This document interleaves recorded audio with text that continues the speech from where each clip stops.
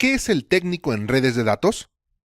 Es un técnico que realiza funciones de instalación, soporte, mantenimiento y administración de las redes informáticas, conexiones a Internet y equipos periféricos de sus clientes.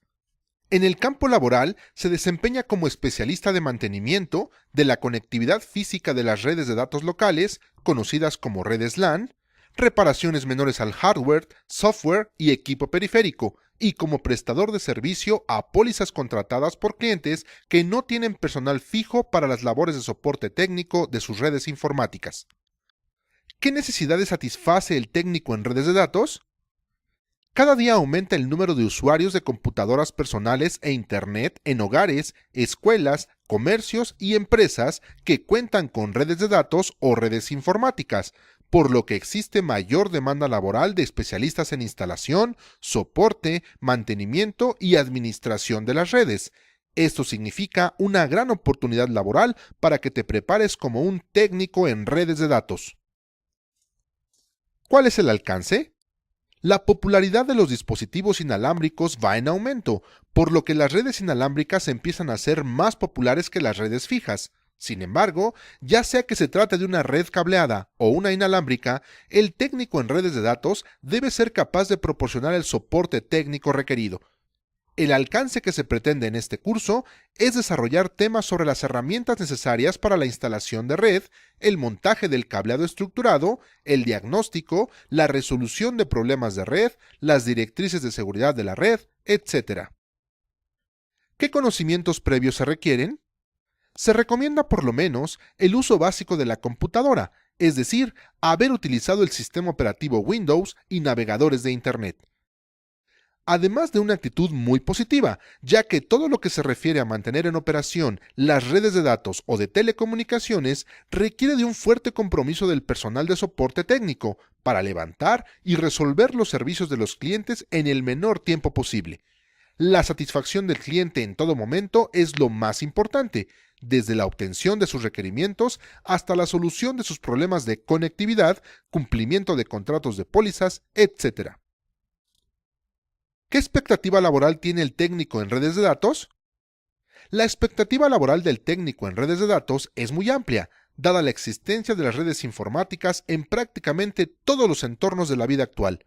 El técnico en redes de datos debe emprender con seguridad este oficio en el entorno laboral, basándose en el aprendizaje de los conocimientos técnicos básicos, certificaciones de conocimientos y habilidades que le darán el impulso necesario para emprender un crecimiento profesional formal. Los conocimientos básicos que debe adquirir un técnico en redes de datos son: principios de funcionamiento de redes locales, instalación de cableado de red, cableado estructurado, materiales, etc.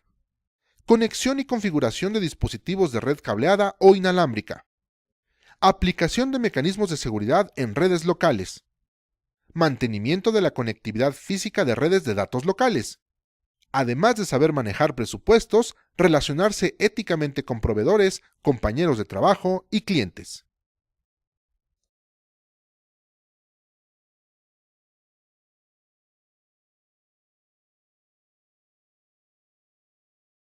Principios de funcionamiento de redes locales. Una red LAN o Local Area Network es el nombre que se le da a las conexiones entre computadoras o dispositivos de red para la transferencia de datos.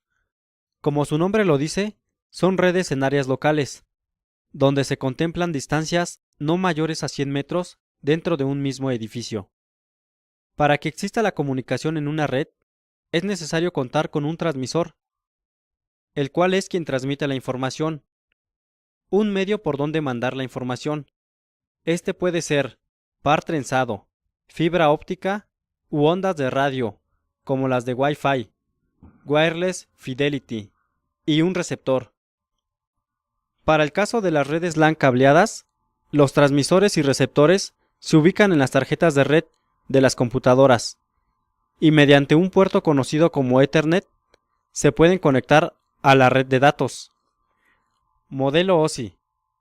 Teniendo estos elementos, es fácil comunicarse, pero cuando se necesita conectar entre sí muchos equipos, se generan problemas en la transmisión de información. Para solucionar esto, se usa un modelo de referencia, conocido como OSI. En base a este modelo, se generan protocolos, los cuales se encargan de ordenar y establecer la comunicación con equipos y sistemas operativos de diferentes arquitecturas y proveedores. La capa física es la capa inferior del modelo OSI. Se ocupa de la transmisión y recepción de la secuencia de bits sin formato estructurado a través de un medio físico.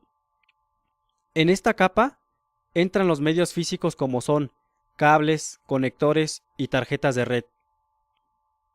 La capa de enlace se encarga de la identificación lógica de los protocolos y encapsulación de los datos provenientes de la capa superior para enviarlos a la capa física. También sube los datos a la capa de red utilizando determinados protocolos. Los datos se envían y son recibidas formateados como tramas. También se encarga del direccionamiento físico, MAC, control de distribución de tramas, errores y control de flujo. En este nivel trabajan los LAN switches, puentes, tarjetas de red, NIC. En la capa de red se define cómo transportar los datos entre los dispositivos no conectados localmente hacia los dispositivos de diferentes redes externas. En este nivel es donde trabajan los routers para redireccionar o enrutar las tramas. Protocolo TCP/IP. Uno de los protocolos más implementados para que la comunicación sea efectiva entre equipos es TCP, el cual trabaja en la capa 4 o capa de transporte, y su función es asegurarse que los datos lleguen al equipo correcto con la ayuda del protocolo IP de la capa 3, usado para establecer una dirección en la tarjeta de red de cada equipo. Esta dirección normalmente se escribe en decimal. Un ejemplo de dirección IP es 173.194.78.94. De esta forma se puede diferenciar un equipo de otro dentro de una red. Este proceso se administra en la capa de red y permite conectar estaciones de trabajo con arquitecturas diferentes y sistemas operativos diferentes. Direccionamiento IP. Al conectar una computadora a la red, la dirección IP es asignada de forma dinámica o estática, según sea el diseño de la red. Una dirección IP dinámica es asignada de forma automática por un protocolo DHCP, mientras que la IP estática es asignada de forma manual por el administrador de la red. En redes de dimensiones más grandes, se instala un servidor DNS, el cual se encarga de la asignación de alias a cada dirección IP. Esto nos facilita acceder a un equipo o servidor escribiendo su nombre, sin necesidad de conocer su dirección IP. Este servidor se usa principalmente en Internet para acceder a buscadores, dominios, etc. Construcción de red LAN con dos computadoras. La red LAN más pequeña está compuesta de dos computadoras, cada una con una tarjeta NIC y conectadas mediante un cable Ethernet en configuración crossover, cruzado. Este cable se utiliza cuando se conectan dos dispositivos de red iguales. Se dice que es cruzado porque el par 1 y par 2 se cruzan para establecer la comunicación, conectando la transmisión de una de las PC con la recepción de la otra. Hay que asignar una dirección IP a cada NIC, sin repetirlas para evitar conflictos en la red. Para configurar las IP en Windows 8 o Windows 7, seguimos los siguientes pasos en cada una de las computadoras. 1. Abre las conexiones de red en el administrador Conexiones de red. 2. Haz clic con el botón secundario en la conexión que deseas cambiar y selecciona Propiedades. Si se solicita una contraseña de administrador o una confirmación, escribe la contraseña o confirma. 3. Haz clic en la ficha Funciones de red y selecciona Protocolos de Internet versión 4 y después Propiedades. 4. Haz clic en Utilizar la siguiente dirección para especificar una dirección IP y escribe la dirección IP, por ejemplo, 192.168.1.2. En los cuadros de máscara de subred escribe 255, 255, 255, 0. En la otra máquina configura una dirección diferente. Ejemplo, 192, 168, 1, 3. También con máscara de subred 255, 255, 255, 0. Para compartir archivos y carpetas en Windows 7 o superior, tienes que realizar una configuración adicional en grupo en el hogar. Nota: cuando realices la configuración, evita repetir las direcciones IP en los equipos y recuerda poner la misma máscara de subred en ambas computadoras. Una vez realizado lo anterior, ya puedes trabajar con tu red. Una red LAN o Local Area Network es el nombre que se le da a las conexiones entre computadoras o dispositivos de red para la transferencia de datos. Como su nombre lo dice, son redes en áreas locales, donde se contemplan distancias no mayores a 100 metros. El protocolo más utilizado para la comunicación entre dispositivos de red es TCP, el cual trabaja en la capa 4, o capa de transporte, y su función es asegurarse que los datos lleguen al equipo correcto. En una red LAN, cada computadora tiene una dirección IP diferente, a la que tienen los demás dispositivos de red y la misma máscara de subred para los dispositivos de la red LAN.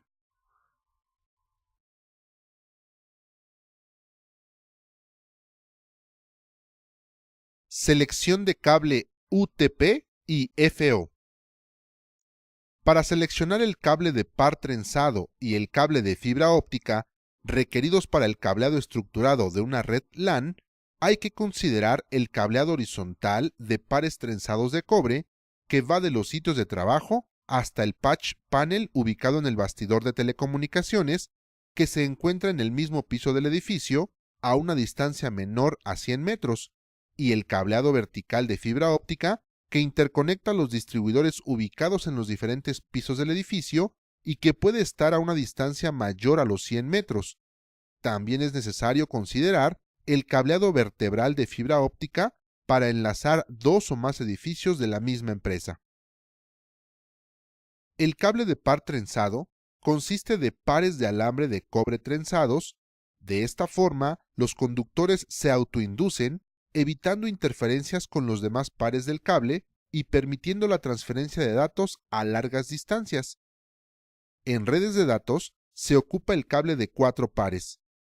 Es muy importante que aprendas a identificar los tipos de cables de par trenzado, UTP, STP y FTP, así como a escoger la categoría que mejor se adapte a las necesidades del cliente o instalarlo de acuerdo a las especificaciones del proyecto de cableado estructurado. Tipos de cable de par trenzado. El cable UTP o par trenzado sin blindaje es el más común en el mercado debido a su bajo costo, accesibilidad y fácil instalación.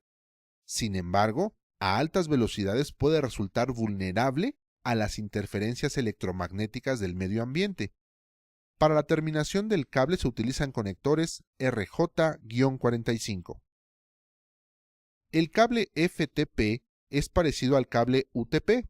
Sus pares no están apantallados, pero dispone de una pantalla metálica que envuelve los 4 pares para mejorar su nivel de protección ante interferencias externas. Sus propiedades de transmisión son muy parecidas a las del UTP. Además, puede utilizar los mismos conectores RJ-45. Tiene un precio intermedio entre el UTP y STP. En el cable STP o par trenzado con blindaje, cada par tiene una cubierta de malla conductora que actúa de pantalla frente a interferencias y ruido eléctrico. El nivel de protección del STP ante perturbaciones externas es mayor al ofrecido por UTP, pero el inconveniente es que es un cable robusto, caro y difícil de instalar. La pantalla del STP, para que sea más eficaz, requiere conectarse a tierra física. Con el cable STP se deben utilizar conectores RJ-49. Se utiliza en ambientes con fuertes inducciones o interferencias externas, cerca de tendidos eléctricos de potencia, radiodifusoras o en industrias que utilicen fuentes de inducción, como grandes motores eléctricos y transformadores. Selección de cable UTP. Para seleccionar el cable UTP, hay que considerar las categorías existentes, que se diferencian según la cantidad de torsiones que se tenga en el trenzado por cada metro de cable y la velocidad de datos que puede transportar el cable. Algunos fabricantes marcan en cada metro de cable las especificaciones de la categoría para facilitar su identificación. Una de las categorías más usadas es la categoría 3, comúnmente llamado CAT3, que es un cable diseñado para transportar fielmente datos hasta 10 megabits por segundo. El cable de categoría 5 es usado para transmitir datos a velocidades de hasta 100 megabits por segundo. Actualmente es muy utilizado en redes LAN de edificios corporativos que tienen nodos de red de 100 megabits por segundo. Otra variante es la categoría 5E, mejorada, que se utiliza para conexiones y aplicaciones de hasta 1000 megabits por segundo. En los diseños actuales de cableado estructurado, se recomienda al menos utilizar la categoría 5E para cubrir satisfactoriamente los requerimientos de altas velocidades. El cable de categoría 6 se usa para conexiones Gigabit Ethernet, donde alcanza velocidades de transferencia de hasta 1 gigabit por segundo, y es compatible con los estándares de categoría 5, 5E y categoría 3. Los cableados horizontales de los nuevos edificios corporativos utilizan esta categoría de cableado para contar con una red de datos escalable, es decir, que pueda manejar la velocidad actual de las redes LAN de 100 megabits por segundo y que esté preparada para satisfacer las necesidades de redes futuras, como transferencia de video digital hasta de 1 gigabit por segundo. El cable de categoría 6A o categoría 6 aumentada se usa para conexiones Gigabit Ethernet, donde alcanza velocidades de transferencia de hasta 10 gigabits por segundo. Tipos de fibras. El uso del cable de fibra óptica en el cableado vertical y para los enlaces vertebrales entre edificios resuelve problemas ligados al medio ambiente gracias a su inmunidad a las perturbaciones electromagnéticas, además de su baja atenuación y su gran ancho de banda. Permite garantizar la transmisión de la información con seguridad y confiabilidad. Los dos tipos de fibra más usados son la fibra óptica multimodo, que se caracteriza por tener un núcleo de mayor diámetro que el de la fibra monomodo, por donde pueden viajar varios rayos de luz. Tiene mayor atenuación por kilómetro comparada con la fibra óptica monomodo. La fibra monomodo tiene un núcleo de diámetro mucho menor que el de la fibra óptica multimodo, por donde puede viajar un solo rayo de luz. Tiene menor atenuación por kilómetro respecto a la fibra multimodo, ya que se utiliza con un rayo de luz láser muy estable. Cable interior de fibra óptica. En distancias menores a 2000 metros, se utiliza la fibra óptica multimodo debido a que los transmisores y receptores de los dispositivos de red, como switches o ruteadores ópticos que utilizan fibra multimodo, son más económicos de los que utilizan fibra monomodo. El tipo de fibra óptica multimodo más utilizado es el de 62.5, 125 micrómetros de diámetro en el núcleo y el revestimiento, respectivamente. Actualmente es el estándar para las comunicaciones de las redes LAN. El cable a utilizar en instalaciones de cableado vertical debe ser de cubierta de PVC color gris antiflama para utilización en interiores y con fibras multimodo de índice gradual de 62.5, 125 para longitudes de onda de 850 nanómetros y 1310 nanómetros. En la figura se muestra un cable de 6 fibras ópticas. Cable interior-exterior de fibra óptica. Para enlaces entre edificios de una empresa que se encuentran a menos de 2000 metros, se utiliza el cable interior-exterior antiflama con fibras multimodo. Este cable se puede tender hasta los distribuidores de fibra óptica ubicados en los bastidores de telecomunicaciones. En caso de utilizar cable para uso exterior en los enlaces entre edificios, es necesario realizar el cambio de tipo de cable en cada edificio, de cable exterior a interior, en el registro de acometida y llevar el cable de uso interior hasta los distribuidores de fibra óptica. Para enlaces mayores a 2000 metros, se debe utilizar cable de fibras monomodo de dispersión normal, para uso exterior en canalizaciones, el cual proporciona mayor alcance cuando se utiliza con transmisores láser. Jumper óptico o cordón de parcheo de fibra óptica. Se utilizan para la interconexión entre distribuidores de fibra óptica y los equipos de telecomunicaciones, concentradores, switches, ruteadores, etc.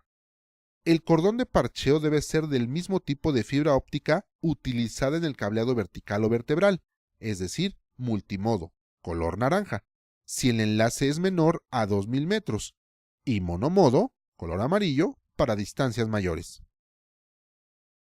Recuerda que el cable de par trenzado de pares de cobre se utiliza para el cableado horizontal, que va de los sitios de trabajo hasta el patch panel ubicado en el bastidor de telecomunicaciones, que se encuentra en el mismo piso del edificio a una distancia menor a 100 metros, y el cable de fibra óptica se utiliza para el cableado vertical y el cableado vertebral entre edificios. En distancias menores a 2000 metros se utiliza la fibra óptica multimodo. El cordón de parcheo debe ser del mismo tipo de fibra óptica utilizada en el cableado vertical o vertebral, es decir, multimodo, color naranja, y monomodo, color amarillo.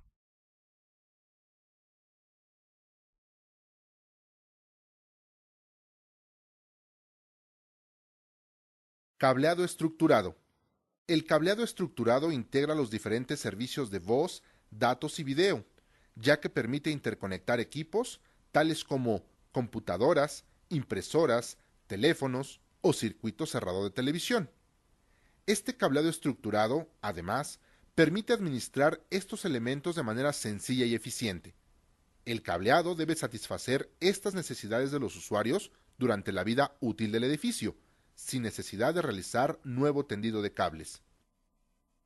El técnico o especialista en redes se encarga de la instalación, mantenimiento del cableado estructurado y la administración de los servicios de red, tales como voz, datos y video. Supongamos que se abre una nueva oficina. Entonces tu función será la de instalar un nuevo nodo de red, realizar el cableado y hacer las respectivas conexiones en el site o en el MDF. También le corresponde al técnico en redes hacer las conexiones respectivas en el site o en el MDF cuando los usuarios cambian de oficina. Otra labor importante es la de solucionar fallas de conexión.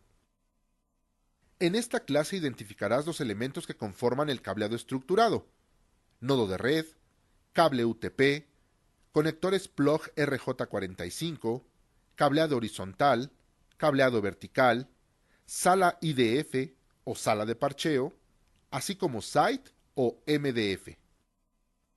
Partamos de una oficina.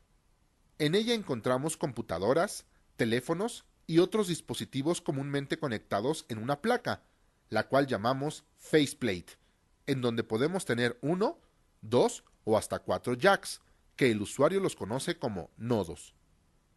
Estos jacks se conectan mediante un cable UTP hasta el site de piso, pasando a través de una escalerilla o ductos instalados para este fin, respetando un orden y evitando acercarlo a fuentes de interferencia electromagnética. A este cableado se le conoce como horizontal dentro de una topología estrella. En un IDF o cuarto de parcheo es donde llegan todos los cables UTP en mazos de un máximo de 24 cables. Estos se rematan en paneles de parcheo, en donde se etiquetan para su fácil localización. Esto es de gran ayuda. Por ejemplo, cuando un usuario se cambia de una oficina a otra, podemos habilitarle su servicio sin más problemas. Basta con hacer las conexiones en el IDF. Otra característica de un cableado estructurado es el peinado del mismo, ya que demuestra orden y ahorra espacio en los ductos o escalerillas. Un cableado estructurado es certificado mediante varias pruebas, como son margen de frecuencia especificado, atenuación, paradiafonía, entre otras, las cuales nos sirven para estandarizar los servicios. Esto nos da la garantía de que tendremos una muy buena comunicación. En clases subsecuentes explicaremos qué significan estos conceptos y cómo debes realizar las pruebas respectivas. En el interior del site o Main Distribution Frame es donde encontramos los dispositivos de red, los cuales pueden ser routers, LAN switch, paneles de parcheo, servidores, entre otros. Los IDF se interconectan al site principal mediante el cableado vertical. El cableado vertical es cable UTP, solo que, a diferencia del horizontal, interconecta IDF, sites o edificios. En ocasiones, la forma de diferenciar los servicios que viajan por el cableado es mediante el color de los cables. Estos pueden ser azules para datos, rojos para voz, verde para sistemas de circuito cerrado de televisión o amarillos para sistemas de seguridad, entre otros más. Otra forma de identificar tu cableado estructurado es mediante etiquetas, tanto en los faceplate como en los paneles de parcheo. Esto nos ayuda a ubicarlos con facilidad, para, así, poder direccionar un servicio a algún nodo diferente en el mismo piso, usando cables de parcheo, los cuales tienen por lo general un máximo de 7 metros. Recuerda que las principales ventajas de un cableado estructurado es el aumento de servicios sin la necesidad de cableado adicional, fácil mantenimiento y cambios de ubicaciones sin tantas complicaciones.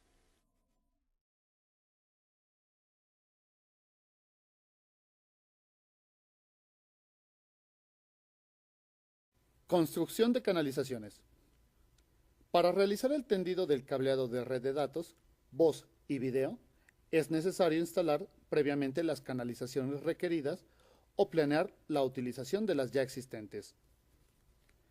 La instalación de canalizaciones es muy importante para proteger el cableado de redes de datos, hacer más estética su trayectoria y proporcionar el soporte adecuado.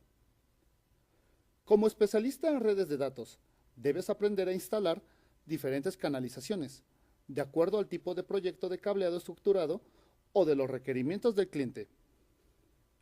Reglas básicas de seguridad.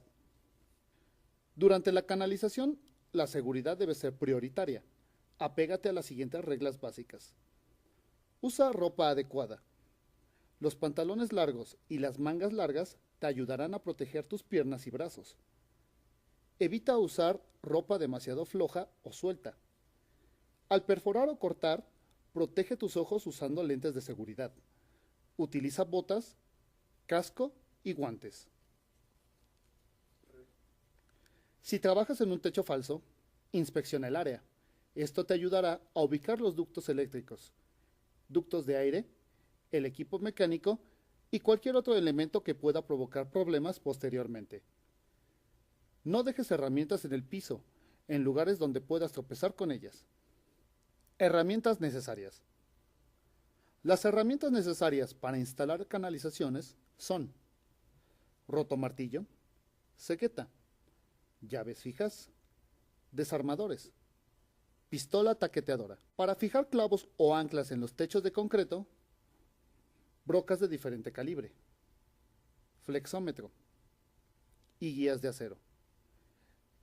Estas herramientas facilitan la instalación de los tipos de canalización más comunes, tales como canaletas metálicas y plásticas, ductos de PVC, tuberías, etc. Uso de las canalizaciones. Las canalizaciones se utilizan para contener los cables de red que van desde el puesto de trabajo hasta el site.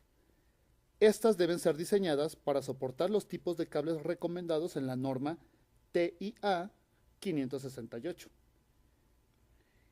entre los que se incluye el cable UTP de 4 pares, el cable STP y la fibra óptica. También puede haber canalizaciones con ducto bajo piso, los cuales son parte de la obra civil. En los ductos bajo piso se puede instalar una malla de ductos para alojar los cables del site de red o para la energía eléctrica. Bandejas portacables. Las bandejas portacables consisten en estructuras rígidas, metálicas o de PVC, generalmente de sección rectangular y en forma de U. La base y las paredes laterales suelen ser sólidas. Las bandejas de este tipo pueden o no tener tapa. Se instalan generalmente sobre el techo falso, aunque pueden ser instaladas o fijadas a las paredes. Se pueden utilizar ductos por encima del techo siempre y cuando su acceso sea sencillo. Por ejemplo, removiendo placas livianas. Los ductos o bandejas sobre techo falso deben fijarse a la losa por medio de tirantes. No se recomienda que estén apoyadas directamente sobre la estructura propia del techo falso. El tendido de cable no puede estar suelto, debe estar dentro de ductos o bandejas. Ductos perimetrales. Los ductos perimetrales pueden usarse para tender el cableado horizontal del puesto de trabajo de oficina cerrada o tipo modular al site. El ancho de las canalizaciones dependen de la cantidad de cables y de su diámetro, ya que este es mayor cuando tienen más pares agrupados. Siempre se debe considerar el crecimiento a futuro, por lo que se debe colocar canalización para que se puedan pasar otros cables. Para determinar el ancho de la canalización, apóyate de la siguiente tabla.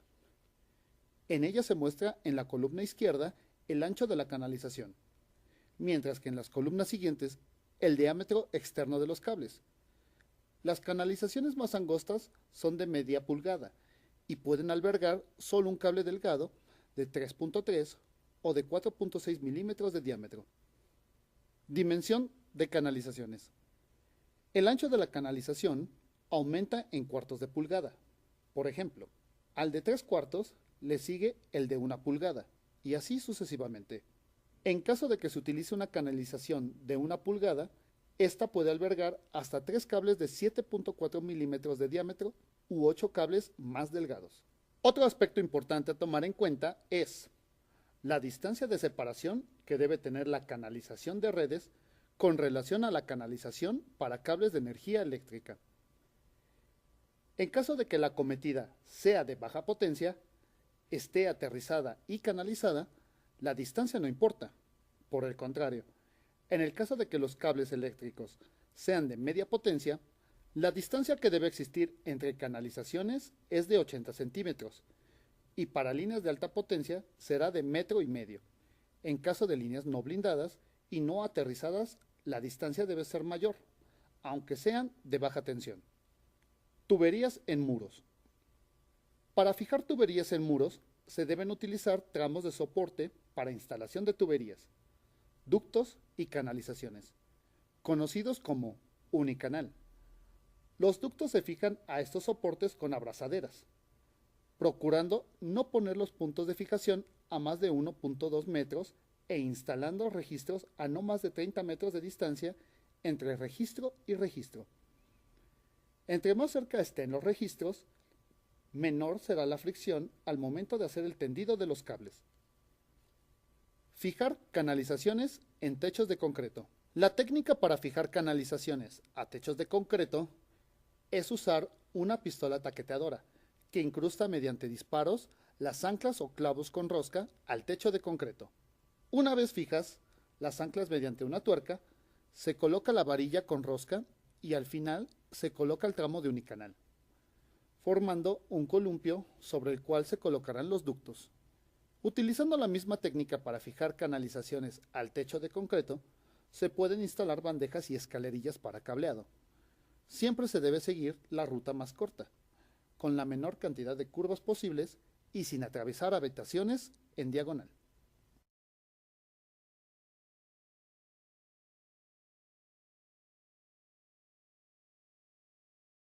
Bastidor de telecomunicaciones. Puntos importantes de los bastidores. Los bastidores, racks o gabinetes de telecomunicaciones son soportes metálicos destinados para alojar equipo electrónico, informático y de comunicaciones, además de contener y guiar el cableado a los paneles de conexión de cable UTP. La administración de los cables en los bastidores y gabinetes debe brindar un amplio control del cableado horizontal y vertical, mantener los equipos frescos, al eliminar los obstáculos que impidan el movimiento del aire, y proteger los cables al asegurar que no se excedan los límites del radio de curvatura. Las medidas de los bastidores están normalizadas para que sean compatibles con equipamiento de cualquier fabricante. El ancho estándar de los bastidores es de 19 pulgadas, aproximadamente 48 centímetros. En cuanto a la altura, existen bastidores de 88 centímetros y de 2 metros con 4 centímetros. Los bastidores pueden tener 2 o 4 postes verticales en su estructura. Para fijar los bastidores al piso o pared, se requieren las siguientes herramientas: taladro, juego de brocas, destornilladores planos y de cruz, llaves españolas, llaves tipo Allen, taquetes de expansión y tornillos. Armado de un bastidor. El fabricante proporciona todos los elementos para poder armar el bastidor: tornillos, postes verticales y horizontales, y de ser el caso, puertas y cubiertas laterales. Para armar el bastidor, sigue estos pasos. 1. Identifica los postes horizontales que van al frente y tienen el logo del fabricante, y los postes verticales que tienen marcadas las unidades de rack de 1.75 pulgadas, 4.44 centímetros, para que al armar el bastidor, los logos y las unidades de rack queden al frente. 2. Une las piezas atornillando cada una en forma simétrica. Recuerda que existen bastidores de 2 y 4 postes verticales. 3. Ensambla o atornilla las demás piezas hasta armar totalmente el bastidor. Montaje del bastidor al piso firme. Al terminar de armar el bastidor, la siguiente tarea es colocarlo en el lugar que se ha definido. Algunos bastidores cuentan con ruedas y otros deberás fijarlos al piso, piso elevado o a la pared, según el proyecto o los requerimientos del cliente. Si el cableado llega por la parte superior, debes montar el bastidor de tal forma que los cables no excedan su radio máximo de curvatura al bajar al bastidor. Realiza los siguientes pasos para fijar el bastidor. 1. Presenta el bastidor en el lugar definido. 2. Deja un espacio en la parte trasera del bastidor de al menos 60 centímetros entre la pared y el bastidor, para la maniobra del remate de cables y mantenimiento a la red. 3. Marca los 4 orificios de la base del bastidor en el piso. 4. Perfora usando la broca adecuada a la superficie del piso. 5. Inserta en las perforaciones los taquetes de expansión. 6. Coloca el bastidor. 7. Aprieta de manera uniforme las 4 tuercas de los taquetes de expansión hasta dejar firme el bastidor. Montaje del bastidor al piso falso. Cuando la llegada de los cables hacia el bastidor es por debajo de un piso elevado, se debe realizar el siguiente procedimiento. Presenta el bastidor en el lugar definido. Deja un espacio en la parte trasera del bastidor de al menos 60 centímetros entre la pared y el bastidor, para la maniobra del remate de cables y mantenimiento a la red. Ubica el espacio correcto para poder hacer una ranura de paso por donde subirán los cables al bastidor. Marca los 4 orificios de la base del bastidor en el piso falso. Perfora usando la broca adecuada a la superficie del piso. Coloca el bastidor. Inserta en las perforaciones tornillos largos y tuercas. Aprieta de manera uniforme los 4 tornillos de expansión hasta que quede firme el bastidor. Instalación de tierras en bastidor de telecomunicaciones. Los bastidores y dispositivos de red se deben conectar a tierra física para protección de los operarios y para evitar descargas electrostáticas que puedan dañar los componentes electrónicos internos de los dispositivos de red, para lo cual se debe instalar una barra de tierra en el bastidor. El procedimiento es el siguiente. 1. Fijar la barra de tierras con tornillos en forma vertical u horizontal en el bastidor. 2.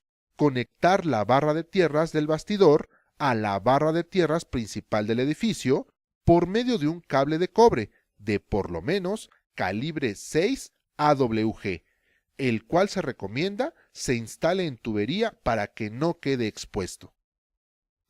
La tarea de montaje del bastidor de telecomunicaciones consiste en fijarlo en el cuarto de equipos o site, en donde permanecerá haciendo su función de proteger el cableado y soportar los equipos y accesorios de la red de datos. Algo que no debes olvidar es instalarlo al menos a 60 centímetros de la pared y aterrizarlo físicamente, conectándolo a la tierra física principal del edificio.